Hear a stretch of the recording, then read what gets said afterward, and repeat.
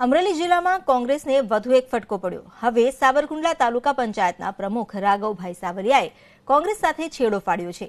રાઘવભાઈ સાવલિયાએ કોંગ્રેસમાંથી રાજીનામું આપતાની સાથે જ વિપક્ષી નેતા પરેશ ધાનાણી, કોંગ્રેસ પ્રભારી રાજીવ સાતવની કામગીરી સામે આરોપ લગાવ્યા।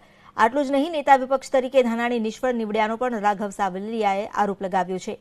રાજીનામું આપવા પાછળ સાવલિયાએ નબળી નેતાગીરીનું કારણ પણ આગળ ધર્યું। તો સાથે સાવરકુંડલા ધારાસભ્ય પ્રતાપ દુધાત કોંગ્રેસ કાર્યકરોનો પંચાયતના હોદ્દેદારનો ફોન ન ઉપાડતા હોવાનો આરોપ લગાવ્યો। સ્થાનિક સ્વરાજની ચૂંટણી પહેલા જ કોંગ્રેસમાં એક બાદ એક ભંગાણ પડી રહ્યા છે।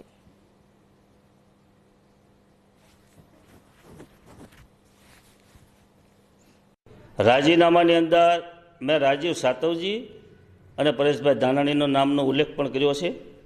આ લોકોને જિલ્લા અને તાલુકા કોઈ પણ જગ્યાએ અમના સ્થાનિક લીડરોની કોઈ કદર નથી, એટલા માટે આ રાજીનામું આપવું પડ્યું। નાનામાં નાના ગામડાઓની અંદર વસતા ટોટલ અમારા નાના મોટા કાર્યકરો જે વર્ષોથી કોંગ્રેસની અંદર કામ કરે છે, એમની પણ કોઈ સંભાળ ન લેતું હોય તો આ પાર્ટીમાં તમારે રહીને શું કરવાનું?